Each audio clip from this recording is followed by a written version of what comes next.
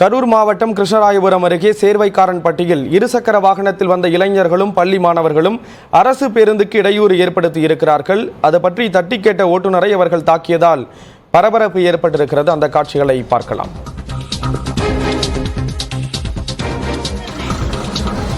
இந்த காட்சிகளுடன் கூடிய விவரங்களை வழங்குவதற்காக இணைகிறார் செய்தியாளர் கார்த்திகேயன். என்ன சம்பவம் நடந்தது? விவரங்களை பதிவு செய்யுங்கள்.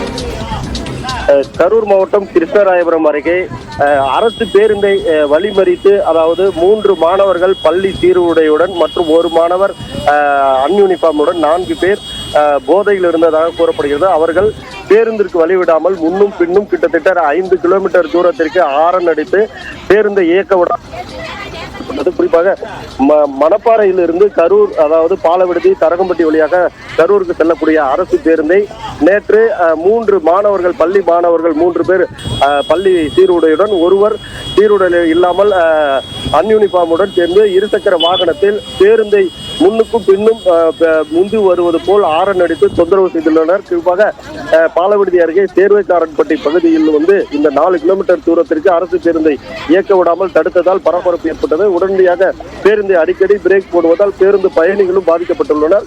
குறிப்பாக அந்த பேருந்து பயணிகள் செய்த ஒரு பெண் அந்த வீடியோவை தொடர்ந்து எடுத்து வந்துள்ளார். அந்த வீடியோ தற்போது சமூக வலைதளங்களில் பரவி வருகிறது. இந்த குறிப்பாக மாணவர்கள் போதையில் இருந்ததாக கூறப்படுகிறது. அந்த போதையில் இளைஞர்கள் அரசு பேருந்தை வழிவிட கிலோமீட்டருக்கு தொந்தரவு செய்துள்ளனர். அதனால் இந்த பகுதி தற்போது அந்த வீடியோ பரவி சமூக வலைதளங்கள் பரவி வருகிறது. விவரங்களை வழங்கியதற்கு நன்றி கார்த்திகேயன்.